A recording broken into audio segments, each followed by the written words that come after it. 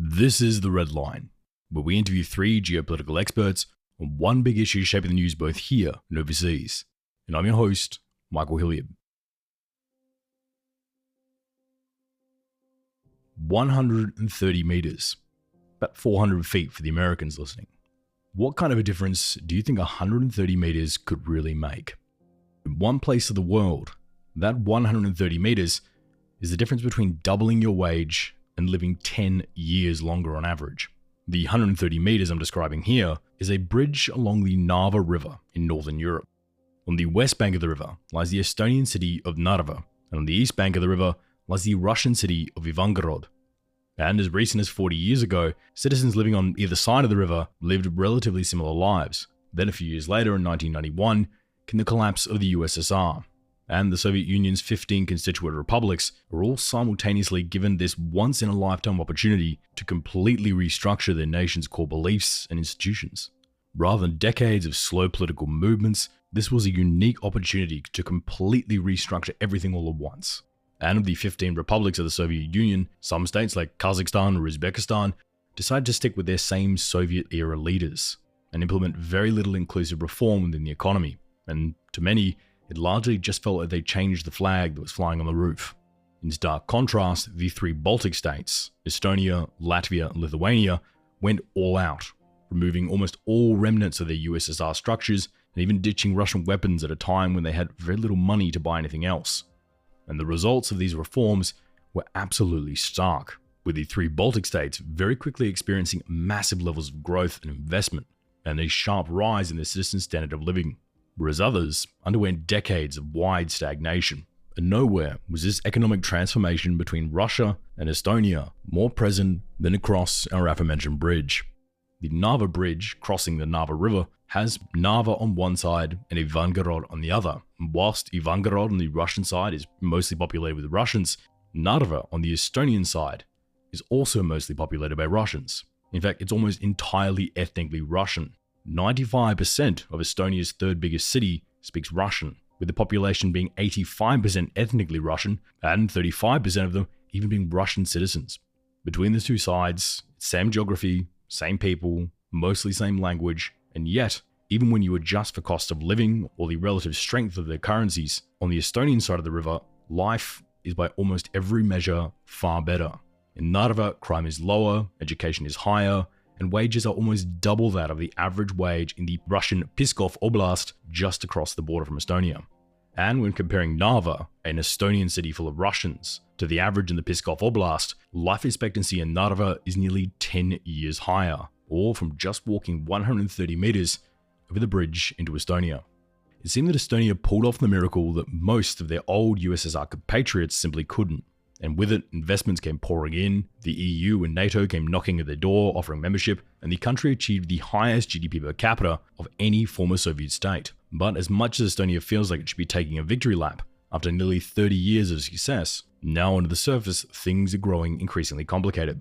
The government in Tallinn, the capital of Estonia, has taken a hard anti-Russia position in the war in Ukraine, with Estonia even becoming the highest per capita donor of any state toward the war effort. But by pushing away Russia, Estonia has seen Swedish and Finnish banks gain larger influence throughout the country, and forever anti-Russia forces within Estonian politics have used the opportunity to carry out new language laws against Russian populations within the country. And while some people see merit in this, Russian propagandists see merit in it as well.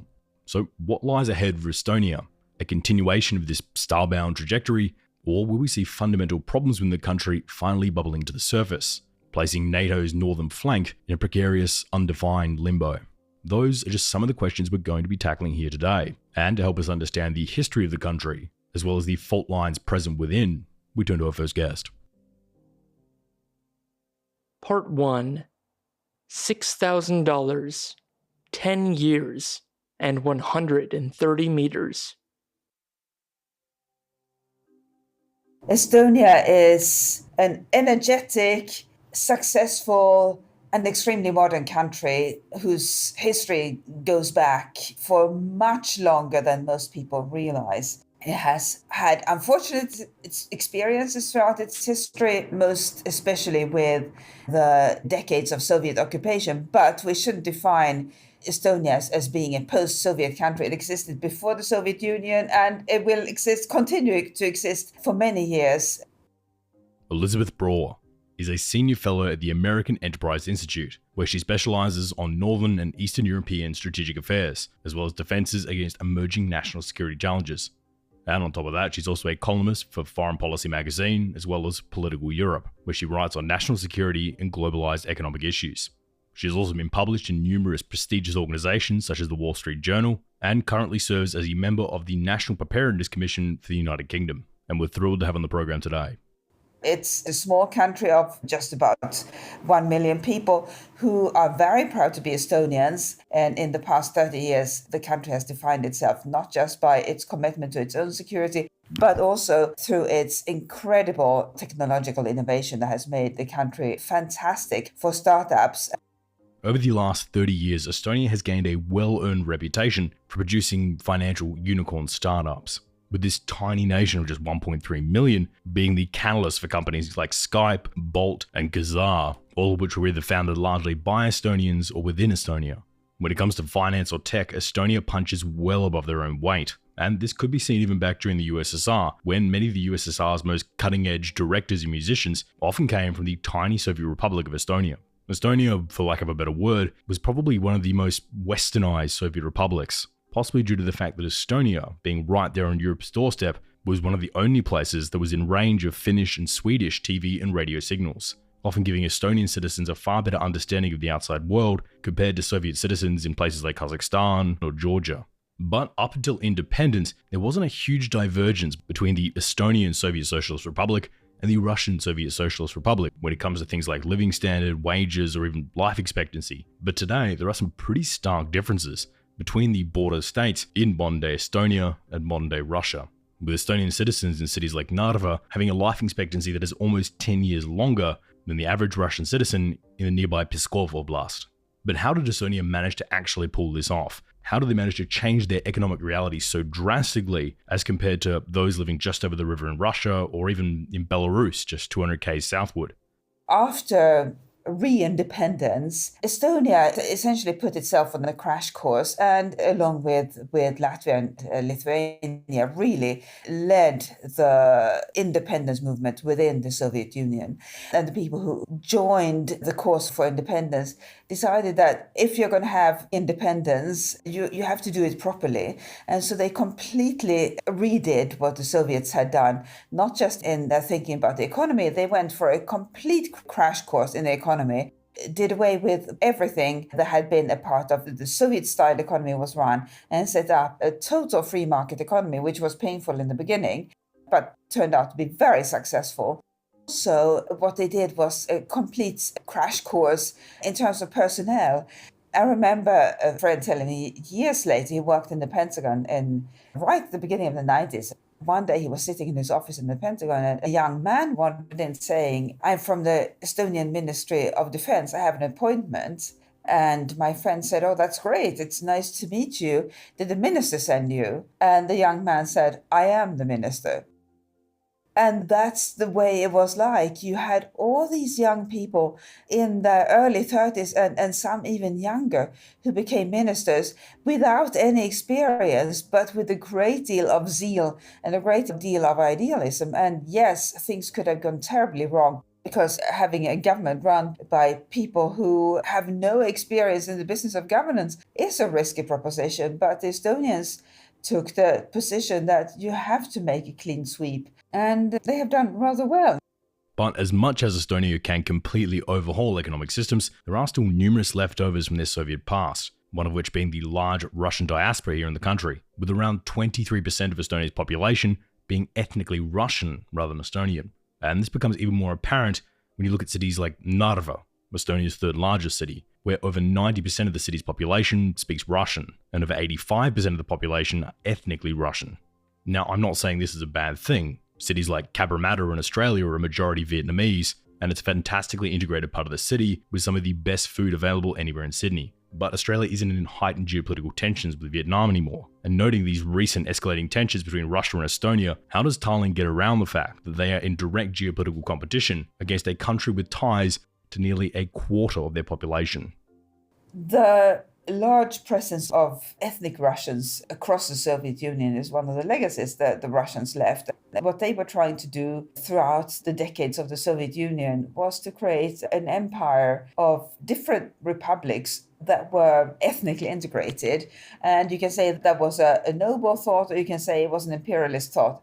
But that's what they did. To make that happen, they incentivized Russians to relocate to other parts of the Soviet Empire. And the Baltic states in particular were attractive for Russians to live in. So the Soviets didn't really need to incentivize Russian relocation to those republics because it was really a very attractive place to live. We should remember that the Baltic states, even during Soviet times, were seen as more Western, more even liberal within the realms of the possibilities of the Soviet Union. So they were attractive places to live in. And many Russians moved there, which is why when Estonia and Latvia and Lithuania declared independence or re-independence, there were very significant Russian communities within their countries. And it was not organic migration of the kind that we think of when we talk about diaspora in other countries. It was really this incentivized relocation within the Soviet Union. And this is one of Estonia's tough calls, who, in the opinion of many policymakers in Estonia, may or may not have Estonia's national interests at heart.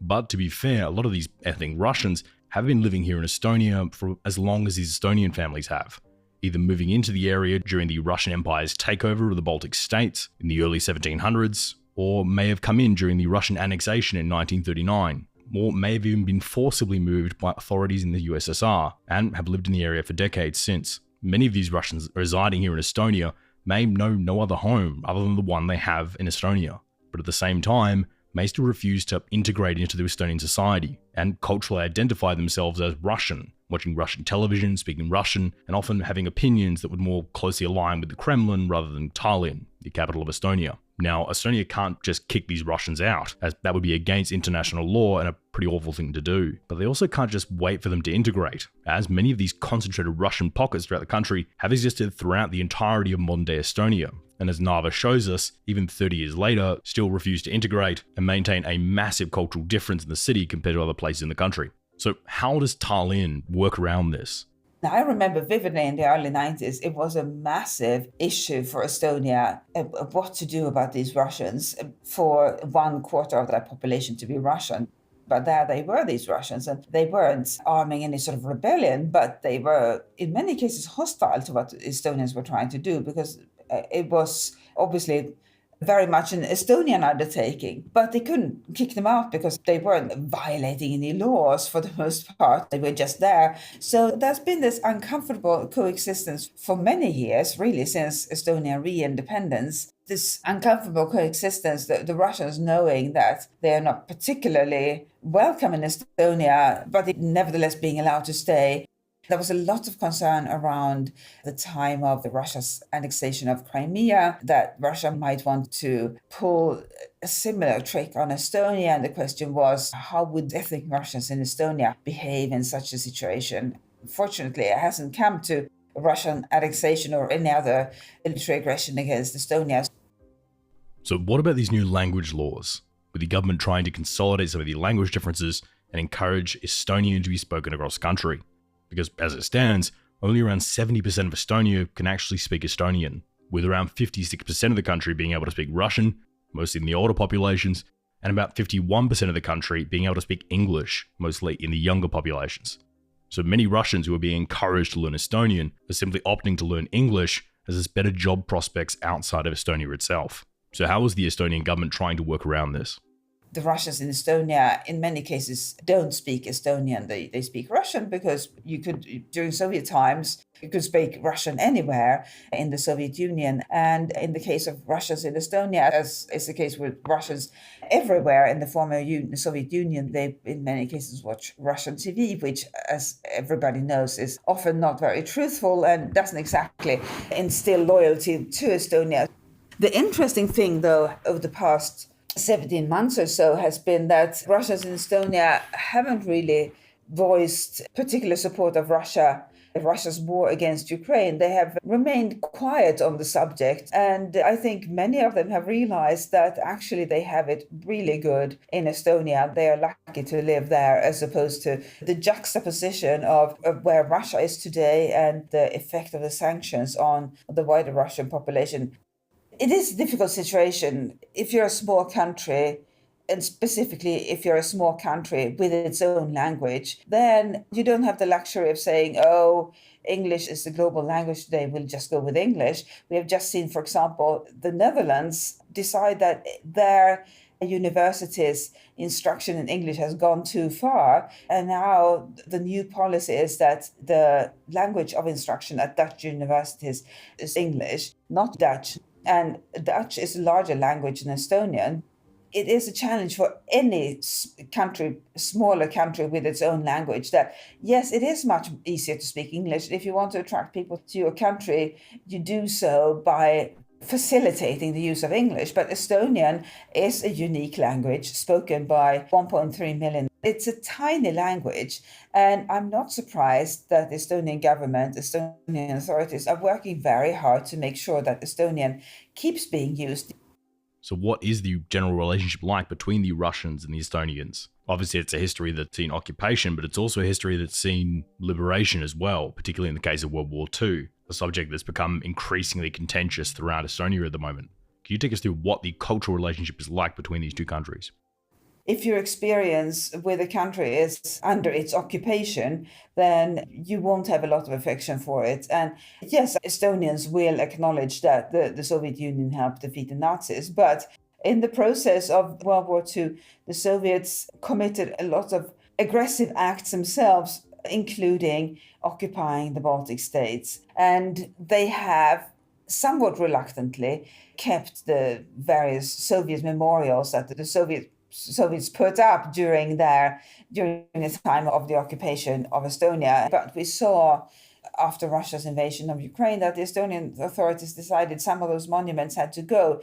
You can't have memorials in honor of an occupying power when that occupying power has not learned from history and has not given up occupying other countries.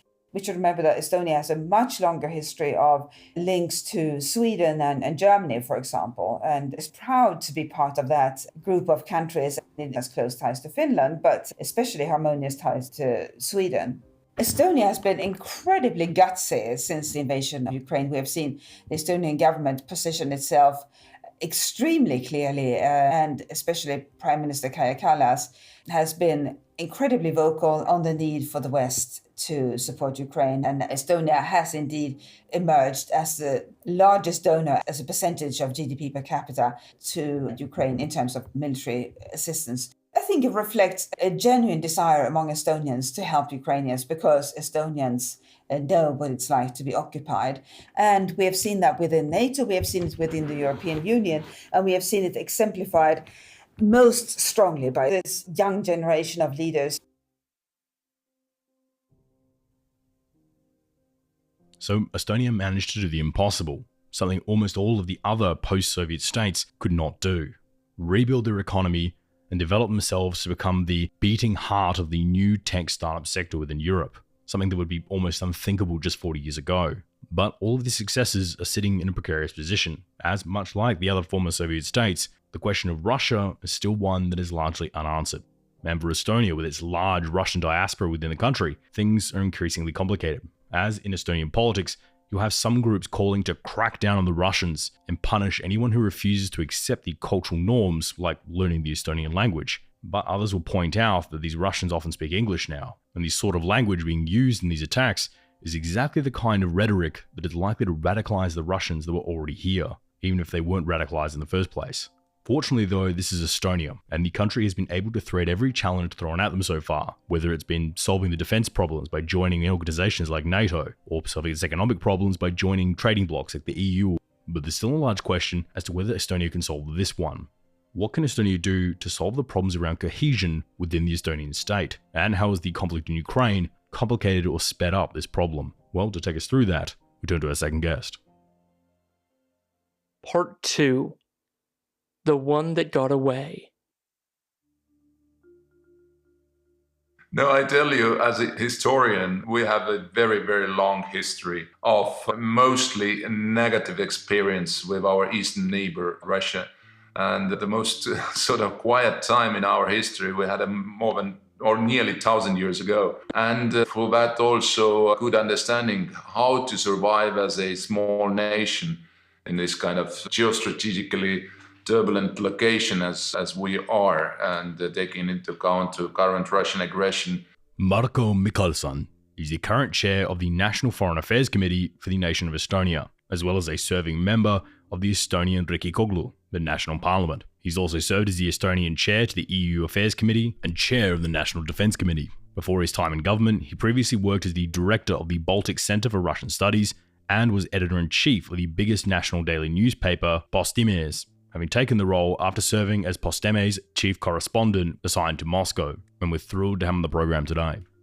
We foresaw this, of course, for many years. And myself, as a journalist in the 90s, I was a Moscow correspondent for Estonian National News Daily. I covered also first Chechen War between 94 to 96. And already that time in Estonia, we understood that Russia never left the idea of recreating empire back again. And that was a sort of first major conventional warfare they launched nearly 30 years ago now to reconquer territories of former empire. So this is why what happened last year on our National Independence Day, 24th of February, that day was a turning point in many ways, but turning point for us only to make sure that our allies and our partners also are awake against this existential threat what Russia is posing and has posed already for many years.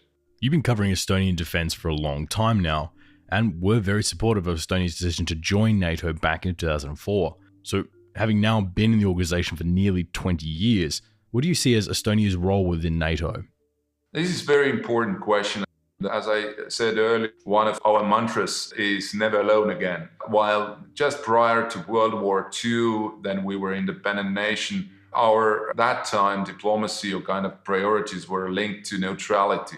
We hope that as a small nation, we can stay afloat and survive in a turbulent world. Neutrality next to Russia is welcoming to conquer you. And unfortunately, we lost our independence for nearly half a century. After we regained independence after the collapse of the Soviet Empire in 1991, political forces in Estonia have been very much united behind the idea that we have to, as soon as possible, integrate back into the Western world to become members of the European Union and NATO. And this is why, for Estonia as a small nation, obviously, it is so important to keep, first and foremost, NATO as our main pillar of our defense. Estonia is giving clear understanding what we should do as our allies, investing into our own defense. Currently, Estonia is investing roughly 3% of GDP into our defense expenditures with politically strongly. We are united behind this decision, and for at least for next 10 years, our expenditures into defense are going to be as minimum of 3% of GDP. We have to build strong deterrence on the eastern flank of NATO, because the only and real existential threat to our alliance is Russia. So how is Estonia preparing the defenses here? What sectors is Estonia prioritizing with its investment when it comes to building a credible defensive force within their military? We built our defense forces from zero, scratch, from early 90s. We didn't have any weaponry left behind from Soviet occupational forces. Then they left finally Estonia in 1994. So we have procured, we have bought the equipment ourselves, we have built a very solid conscript reserve army. We can call in short notice up to 35,000 men and women and to be ready and to be operational in a very short time. We are one of the fewest countries in Europe today who have conscript service, and this has served very well for us. So in terms of our investments today, we are investing heavily into the stocks of ammunition and modern weaponry, from HIMARSs to the Coast Guard rocket systems and so on and so forth. So it's the latest procurement what we did together with our southern partners and neighbors Latvian to buy modern mid-range air defense systems. But saying that, obviously, Estonia is a small nation and our Baltic nations as well, we need very strong help and presence of allied forces in Estonia. So I'd love to put to you one of the main questions often put forward by Baltic defense planners, and it's around one of Estonia's largest cities, Narva, which straddles the border between Estonia and Russia. With Narva having such a large ethnic Russian population, how does it factor into Estonian defense planning? In the event of escalating tensions or even conflict with Russia, would Estonia look to draw the front line along the Narva River, placing its troops into a city that is just under 90% ethnically Russian, and therefore possibly risking sabotage or having their positions given away? Or would they deploy behind Narva in areas of Estonia that are majority Estonian and risk it becoming a de facto city, much like Donetsk or Luhansk in the very early stages of 2014? If tensions between Estonia and Russia do grow, where does Estonia, and therefore NATO, intend on drawing the front line? Yeah, this is a very good question. And Narva is as much NATO city as London, Washington, Paris. No difference. Yes, Narva is located right on the border with Russia, but this is, as President Biden and others have said and repeated, every inch of NATO's territory is defendable and must be defended. But not to reach that point where attack is imminent and we face reality of a war, then we put a lot of efforts, both political and military efforts today, into deterrence. Our strategy and NATO strategy is to create solid deterrence by denial. That means that we have a presence of allied forces, a part of or additional to our own defense forces, and also a very solid and clear strategy of nuclear deterrence, covered mainly by the United States, and other efforts what NATO as alliance is doing. And also the defense line on Narva River is going also through our own internal policies and what sort of decision we make here in Estonia. And if you visit Narva, just across the border, across the river in Russia, there's enormous differences in the quality of life and the way how we handle also the problems of local people living in Narva. And this is crucial, obviously, that Russia couldn't sort of play this interference game as they have played perhaps somewhere else. But we have to be vigilant and we have to obviously be ready for surprises. And this is why Estonia is also among other nations, NATO allies, paying a lot of attention to early warning systems, that our intelligence service is working perfectly well. So you were talking a bit earlier on about deterrences. And for a lot of people, when they hear the word deterrences, they often think of nuclear weapons. And with your highlighting of the importance of deterrences, I'll ask the question, is Estonia planning at any point to forward deploy nuclear weapons onto its territory to increase its deterrence, but also raise tensions along that border? Is that something that Tallinn or NATO is looking at the moment? Or frankly, a forward deployment of nuclear weapons here may not be any use, as it just raises tensions, and the NATO nuclear arsenal based in Belgium, Turkey, Italy, Germany, and the Netherlands is more than capable of doing the job from there? Are there discussions about raising your deterrence by forward deploying some of NATO's nuclear weapons upon Estonian soil? Yeah, taking into account the modern technologies and capabilities, this is totally unnecessary. Russians have deployed tactical nuclear weapons into the very close vicinity of our borders, and they have tactical nukes in the Kaliningrad region, which is sandwiched between Lithuania and Poland. But as you know, NATO allies, particularly the United States, have tactical nuclear weapons also present in Europe. And the means how to can, end of the day, use them, you don't need to have them on the borders. And first and foremost, obviously, in our interest is that nuclear weapons will never be used again in a warfare. This is why existence of those weapons should stay as it has been during Cold War time as well, as a most important deterrence measure. That both sides will understand that if nuclear weapons are going to be used, then this is going to lead to mutual assured destruction. And must be the clear understanding today as well. What is important for Estonia is that we have a solid presence of allied troops here in Estonia. We have free nations or troops from free nuclear states, actually, who are present in Estonia. The UK, the leading force in the local NATO battalion, and also French troops, and also the Americans are in Estonia as well. So obviously we would like to see even bigger presence, but if you go back into the near history, then in 2014, then Russia actually started the war against Ukraine, occupying and annexing Crimea. We didn't have that time a single allied soldier on Estonian soil. So it's through last 9 years, we have seen a huge change in terms of both defense planning of NATO and also allied presence in Estonia and in our region, what is extremely important to keep Russia at bay. Relations between Tallinn and Moscow have been tense for a long time now, but prior to 2022, Estonia still received lots of electricity, gas and goods coming in from Russia through trade. After all, Russia's shopping capital, St. Petersburg, is only a 4.5-hour drive from the Estonian capital, Tallinn. But now that previous trading relationship between Russia and Estonia has been almost completely severed, with Russia being under sanctions. But in the future event that the war in Ukraine does come to some kind of an end, do you anticipate a return to the pre-2022 relationship that Estonia and Russia once had, that culturally was a bit frosty but trade could still be done? Or is this new decoupling from Russia and shift toward complete reliance on the Nordic and EU states the new unbendable path forward for Estonia? We built heavily our independence in terms of energy consumption and resources as well. And this is what has happened in basically every European nation as well. Most dramatic change has happened in Germany, which just prior to 2022 was heavily dependent from natural gas export or import from Russia. First, I don't see that in the near future there is any possibility that the Ukrainians will give up.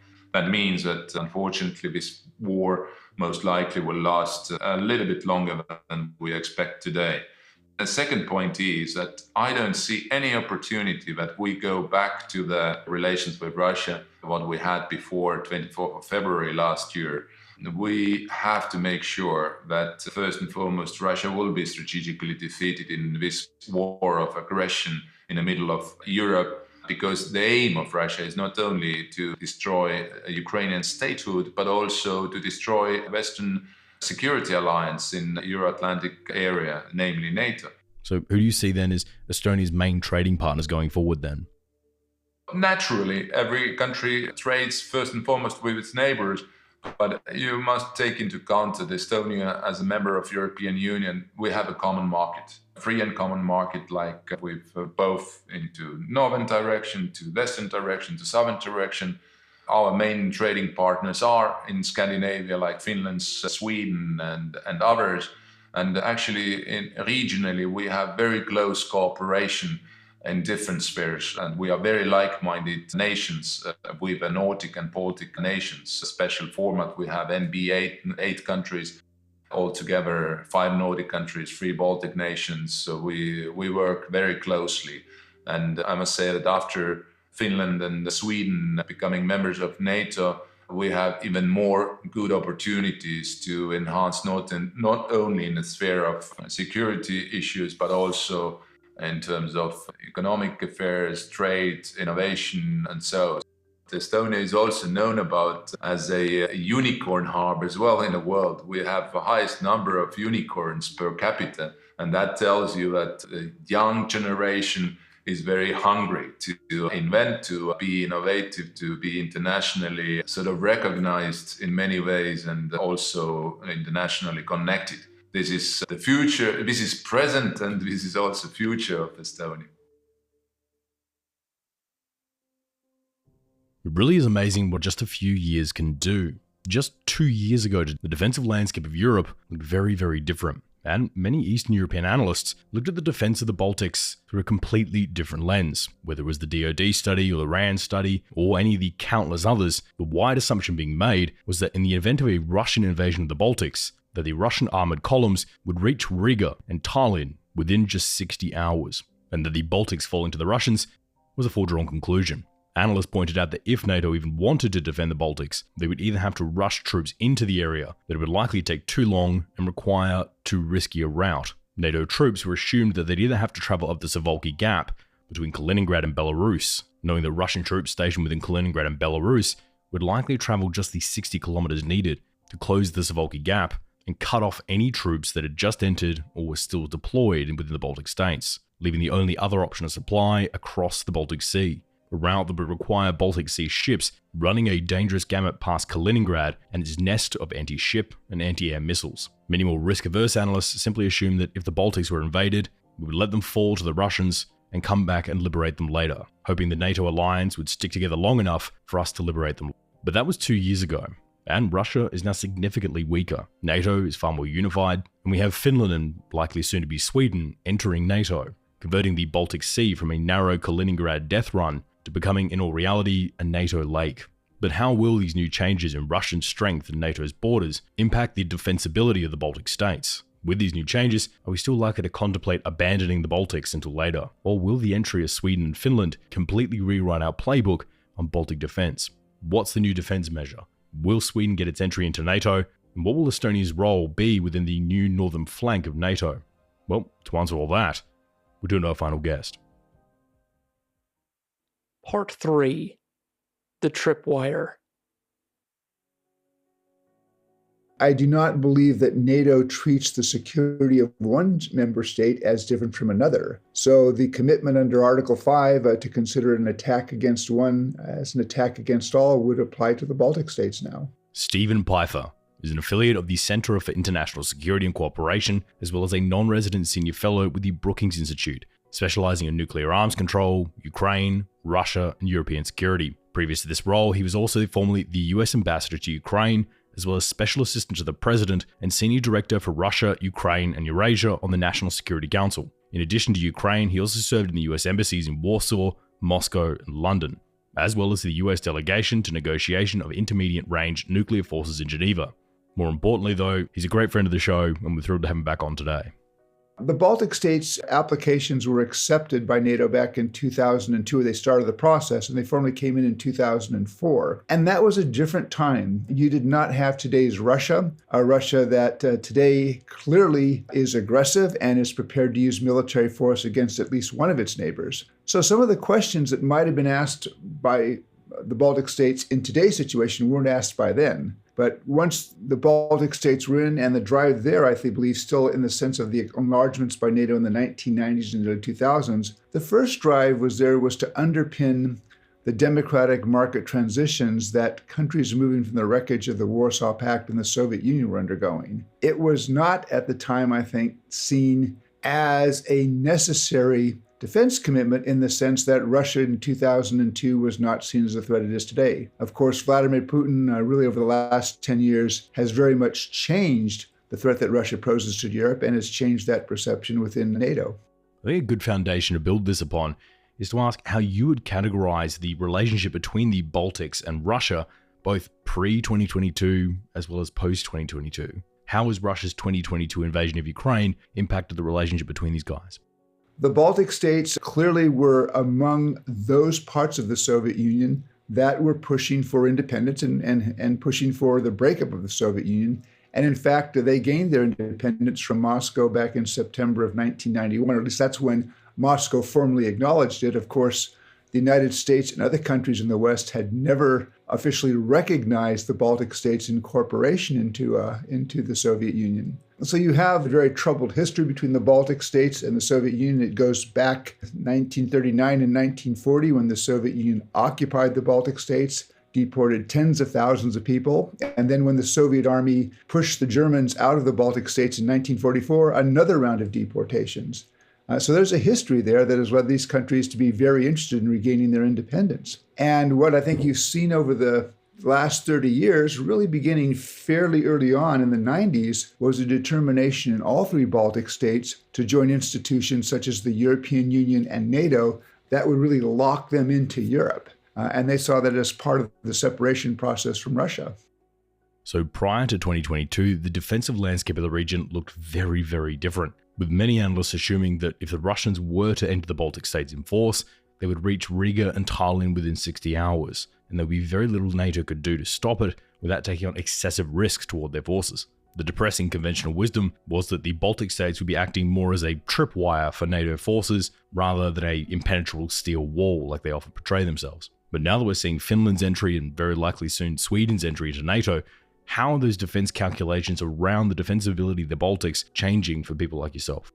The Baltic states, until probably 2006 or 2007, NATO did not have a contingency plan for defending the Baltic states. And up until 2014, there were no NATO military presence on the ground in the Baltic states, that with one exception, that from I think 2002 on, NATO countries had alternated in deploying squadrons of maybe 4 to 8 aircraft to the Baltic states to provide a Baltic air policing force, because none of the Baltic states had their own air force. But the only ground troops that you had in the Baltic states prior to 2014 were those that came in for exercises, but then they left. That changed in 2014 after the Russian invasion and the Russian seizure of Crimea, and then Russian involvement in the conflict in Donbass in eastern Ukraine. And you then had NATO deploying battle groups of maybe 1,000 to 1,500 troops in each of the Baltic states and Poland. These were multinational groups headed by individual allies.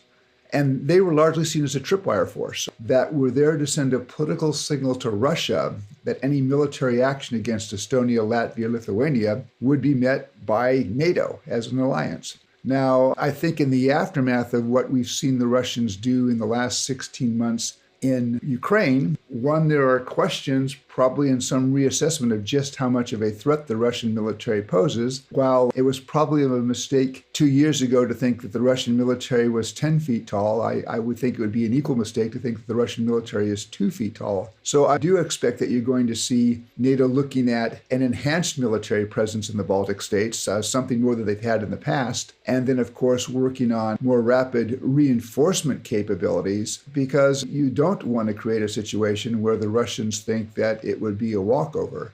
And of course, the entry by Finland, and I expect soon by Sweden to NATO, probably makes that reinforcement and that defense issue for the Baltic states a much easier challenge for NATO to meet.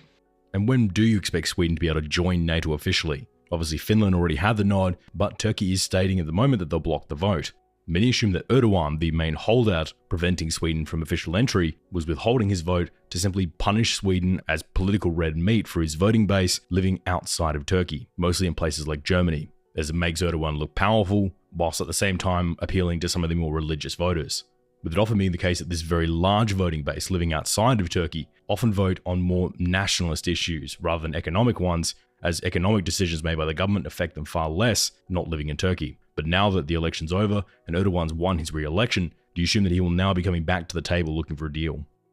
There's a big push to have it happen by Vilnius, and I very much hope it will. But if it doesn't happen by Vilnius, I don't think it will be too much longer down the road. It seems to me that, particularly with his election campaign behind him, Turkish President Erdogan, who is at this point the big obstacle to Sweden, he's looking for a deal. And I think a deal can be had. There probably has to be a little bit more work bilaterally between Stockholm and Ankara. But also you can see the press beginning to mount from other NATO allies. I thought it was interesting that the day after his phone call after the election with Erdogan, President Biden said, look, we're looking forward very much to seeing Turkish support for Sweden in NATO. And he also said, and we're looking forward to being able to meet the Turkish request for advanced F-16 fighters. I believe there's a link that's between that.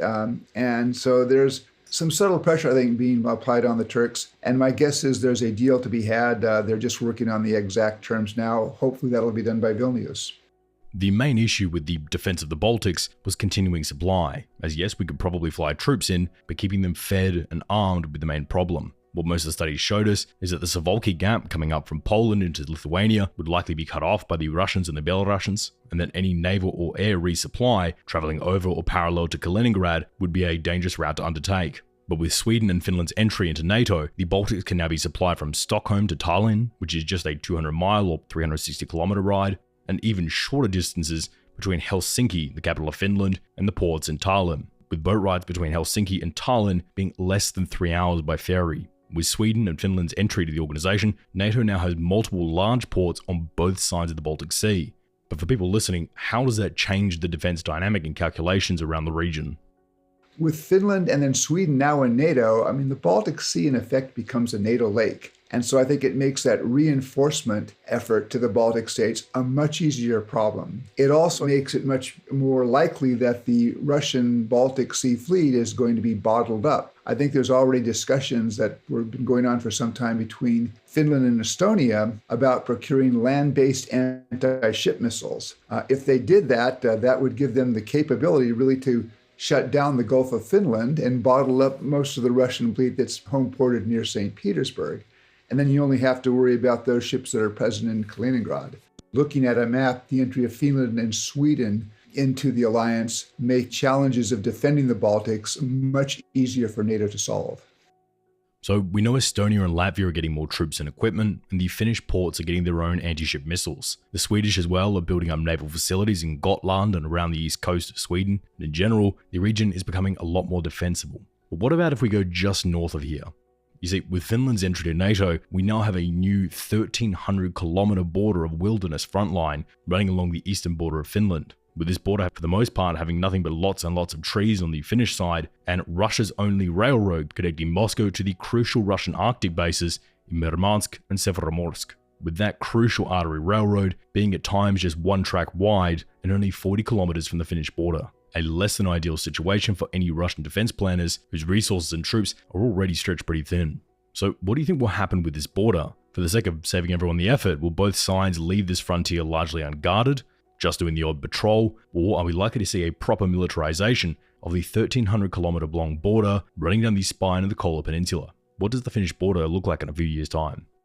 It was rather fascinating to me to see last year Vladimir Putin's reaction to Finland and Sweden's announcement that they were going to seek NATO membership, where he basically suggested it was no big deal. Even though the entry of Finland into NATO more than doubles the line where you have a NATO-Russia border. And the interesting thing is that for whatever frustrations that the Russians may have about Finnish entry, in fact, the Russian military presence along the Finland border today is much less than it was 16 months ago, because a lot of those ground forces have been moved south to be involved in the Russian war against Ukraine. I'm not sure the Finns have to do too much more. I mean, the Finns have a relatively small standing force of, I think, about 24,000 troops, but they have this incredible capability to mobilize. And I think fairly quickly they believe they could have 250,000 troops in the field and ultimately 900,000. And they have some pretty impressive military capabilities. They have probably the third largest stockpile of artillery of any country in Europe. They have modern main battle tanks, and they have, right now the Air Force flies F-18s,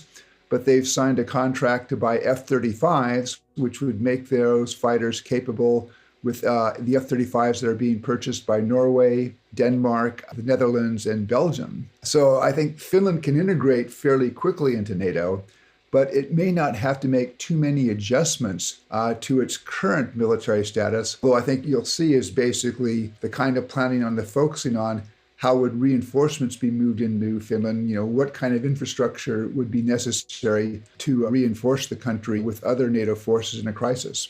For all of the talk in Moscow about NATO as a hostile alliance and NATO as a threat, there's never been a serious thought in NATO about invading Russia. So in one sense, I don't think the Russians have to worry about reinforcing their border, but it does seem to me that the reality in the near term is going to be that as long as Russian forces are tied down fighting or near Ukraine, they're going to have a reduced military presence around Finland, as much as they might like to restore that military presence or even reinforce it. It's just the fact that they have only so many people that they can get into their military at the moment.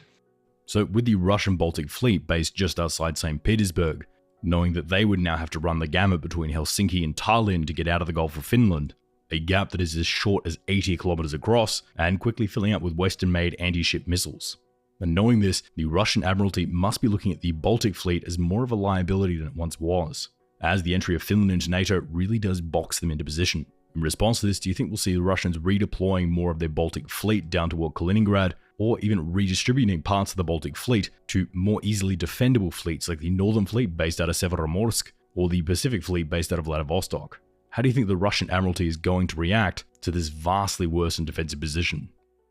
Kaliningrad has fairly limited port facilities, and Kaliningrad is also, fairly vulnerable, given its location where it's sandwiched in between two NATO members, Lithuania and Poland, and just across the sea from Sweden, which I believe will be a NATO member in the near future. Quite frankly, if I was in Russian command, I would really think about the utility of the Baltic fleet, and maybe some of those ships might serve a Russian interest if redeployed to other fleets not in the Baltic, because it doesn't seem to me that the Russian Baltic fleet in a conflict, and hopefully we never get to that point, but I don't think that the Russian Baltic fleet would be a military factor for very long into that conflict.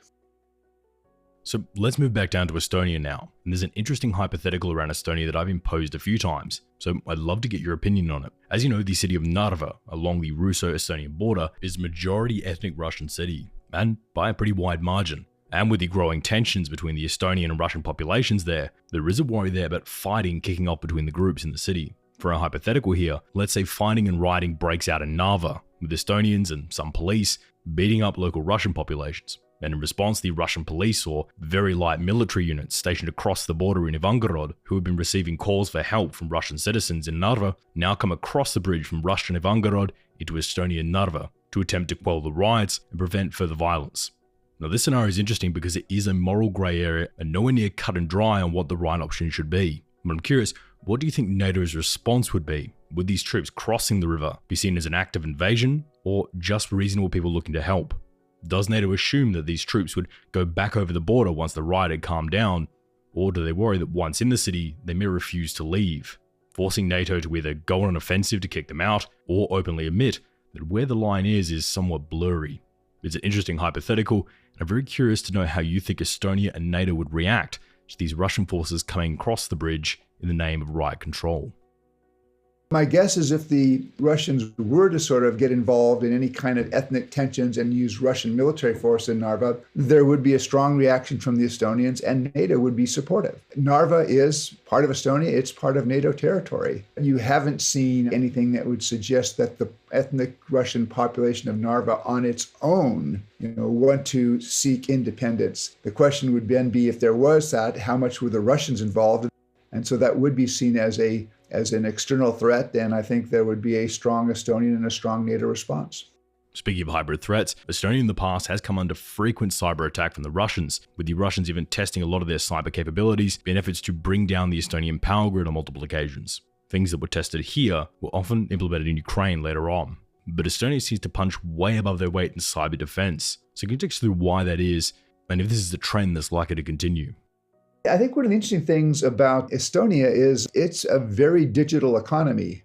It was interesting, last year I was with a group, we had a chance to talk to a former very senior Estonian official, and basically we kind of asked, how did Estonia reach this point? And he said, well, Estonia was looking in the early 2000s about where it should sort of focus its economy. And he said in most areas of the world economy, Estonia would be playing catch up, except he said in 2005, 2006, everybody was looking at the digital world. And so Estonia could actually be a leader there. So that actually positions Estonia fairly strongly to deal with the Russian cyber threat. Of course, NATO has located its Cybersecurity Excellence Center in Estonia. And so my guess is that Estonia is going to be subject to Russian cyber probes, but they're probably as prepared as most NATO allies to defend against those. And we can see this parrying of Russian attempts in the Estonian economy as well, with the Estonians rapidly decoupling much of their economic basis away from the Russians. But do you think this is a trend that's likely to continue even after the war in Ukraine? You've seen a trend really since 1991 on the part of all three Baltic states, basically, and it was accelerated after their entry into the European Union, to basically reorient their trade westward. And that's only increased in the last 15 months. So since the new Russian invasion of Ukraine in February of 2022, Lithuania and Estonia both cut off natural gas imports from Russia. Latvia was reducing its gas consumption in August of last year when Gazprom cut off its gas exports to Russia. So you now have those three states. They've severed their imports of pipeline natural gas, and they're basically moving to reduce other areas, for example, electricity imports from Russia, so that the Russians do not have major economic tools that they can exercise over the economies of the states. Even now, either Estonia or Latvia, I think they're laying an undersea, or they have laid an undersea electricity cable to Sweden so they can patch it in part to the Swedish grid. I think there's a connector between Estonia and Finland. So they're moving basically to make sure that they have energy supplies independent of Russia. And again, in the current environment, and given how we've seen the Russians cut gas off to much of Europe in 2022, that's probably a very smart move on their part. On a per capita basis, Estonia is by far the biggest donor of funds to the war effort in Ukraine, with the state even taking out large loans so they can continue to fund equipment heading to the Ukrainian war effort. So I think it's pretty safe to say that they're pro-Ukraine. But how is the war viewed in the other two Baltic states, being Latvia and Lithuania? Are they just as enthusiastic as Estonia is about the war? If you look at Latvia and Lithuania, they may not be doing quite as much for Ukraine, but they are doing a lot. All three countries see it important that Ukraine prevail and is successful in driving the Russians out, or at least getting to a point where there's a settlement on terms that Kyiv can accept. And I go back to one former Baltic leader made a comment a year ago where he said, yes, in our country, we early on sent all of our Javelin anti-tank missiles to Ukraine. He said, we figure every Russian tank the Ukrainians kill is one less tank we might have to worry about. So Estonia has certainly been the leader, but I think Latvia and Lithuania have also done a lot and been very supportive of Ukraine within NATO and in terms of what they can do bilaterally. But for Lithuania, they only have a very, very small Russian diaspora, and the Russian diaspora in Latvia only makes up about 24% of the country. For Estonia, who out of the three has the largest Russian diaspora, the government has put forward some measures which have been criticized by groups like Amnesty International. One of the most controversial being the Estonian grey passport. Now, these passports are often given to Russians who have arrived in Estonia after 1940. The grey passport allows them to live in Estonia and even travel the EU, but does make working in the EU much harder. Grey passport holders also can't stand for election in the Riigikogu, and they cannot vote in national elections.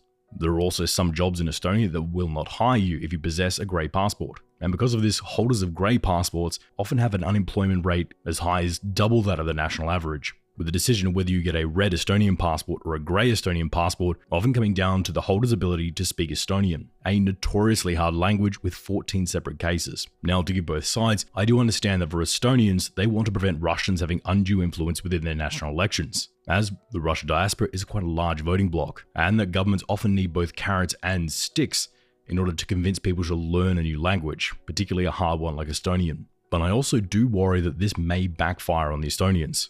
Grey passport holders, Russians living in Estonia, often complain about feeling ostracized by the Estonian government, and there are worries that this underclass system may grow the resentment in the Russian community toward the Estonian state.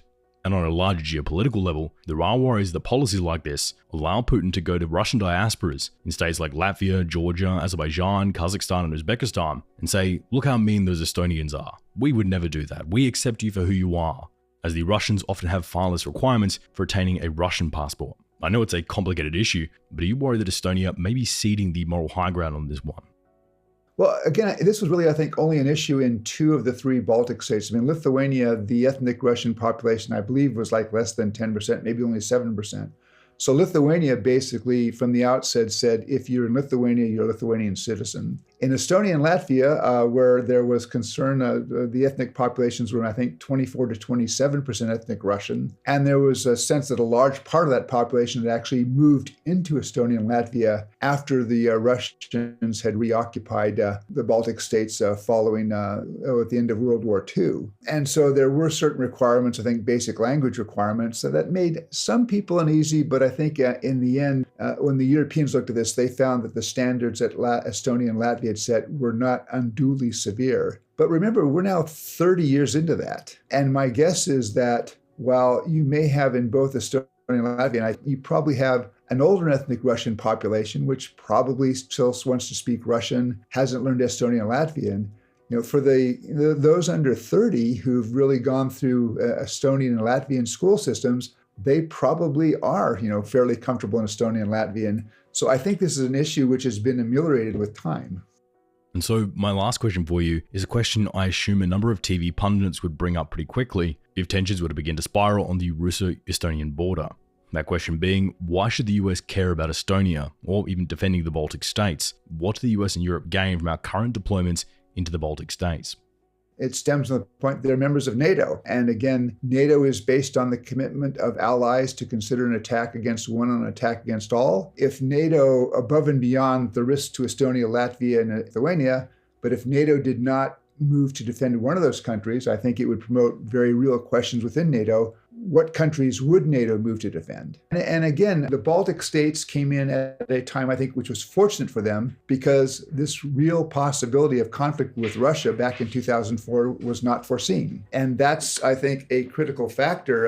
And the kind of debate that I think would take place in NATO capitals about bringing Ukraine right in now, which is, are you prepared to go to war against Russia to defend Ukraine? That's a hard question. I'm not sure back in 2004 that question was asked with regards to the 7 countries that joined NATO back then, and it probably made their entry easier. But now once they're in NATO, they're members of NATO, they should be defended as NATO members, all should be defended.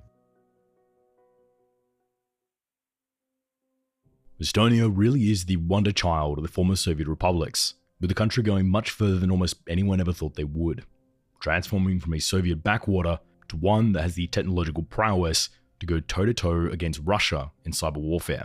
It's become the home of unicorns in Europe and an arsenal to democracy for Ukraine. Those clever Estonians in those first crucial moments of independence knew very well that every decision counted. They could have easily backslid into their old ways or just reformed parts of the government to make themselves rich, but they didn't, and instead became the test case for the power of institutional reforms to the benefit of almost all of your citizens. But Estonia moving from an underperforming Soviet economy to a Middle European one may not be the full story. This growth could be seen by some economists as simply catching up to where they probably should have been all along, or that Estonia does get to be at the forefront of all these tech startups because of its place within the EU and its solid tech infrastructure. But personally, I would give Estonia a little more credit than that. Even this sure stance Estonia has taken against Russia is a bold and impressive one, and to stamp out any ideas that borders can be changed by military force is one that admittedly Estonia does have a very heavy vested interest in. If Ukraine fell today, who knows who comes up next. But admittedly, this moral stance has come with a high price tag for the Estonian people, with the country undergoing tough economic reforms and large borrowing to keep arms manufacturing up, Russian investment down, and continue the war effort, all of which has exacerbated the cost of living crisis already present within the country. And with all of this being in the name of hurting Russia, some worry that this is just further prodding the cultural sore spot between the ethnic Russians and the Estonians. Estonia underwent a series of crucial tests 30 years ago and came away as the ace student. And of the 15 Soviet republics, they came away as the ace student. Now, 30 years later, Estonia sits back down for a new round of tests, and every backer from the EU to NATO to the Nordics really hopes they pass it again.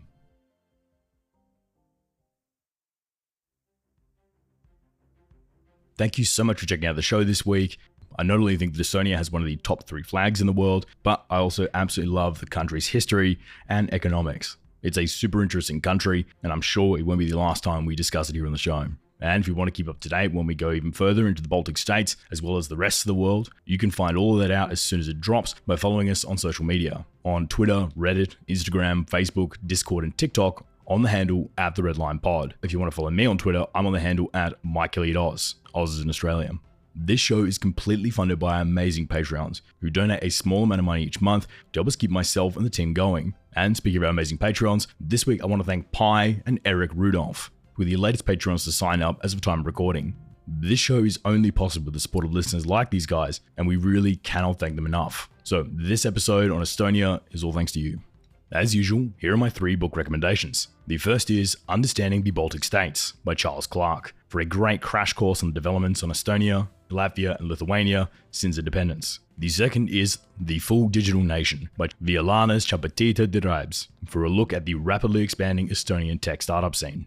And the third is The Baltic Revolution by Levin Anatol, for details and stories recounting how Estonian singing brought down the Baltic SSRs. I want to thank this week's guests, Elisabeth Braw, Marko, Mihkelson, and Stephen Pfeiffer. Another absolutely fantastic lineup in this one. I also want to thank my staff, starting with the primary researchers in this piece, Nate Ostiller and Sean Cottle-Lem, who did an absolutely fantastic job on this one. And I'd also like to thank Wade McCarr, the producer, Perry Grace, Daniel Zavella, Genevieve Dolan-May, Nick McNally, Isaac Gibbs, Ahmad Al-Ahmad, Andrew Garbery, and Robbie Sutton, the research assistants and writers here at the show. Jamie Tanner, our media director, Raul Devanarayanan, our OCEAN analyst, Francis Leach, our director of breaking news, Mark Spencer, our second voiceover artist, Jonah Gunn, our production assistant, Ross Crabtree, our media advisor, Joe Hawthorne, our audio cleaner, Marissa Rafter, our videographer, and Nick Mudge, our field correspondent. This team is the best of the best, and the reason we're nearing 100 episodes, and we can't wait to do another 100 with them going forward. The Red Line will be back in another fortnight with another international episode. But until then, thank you for listening, and good night.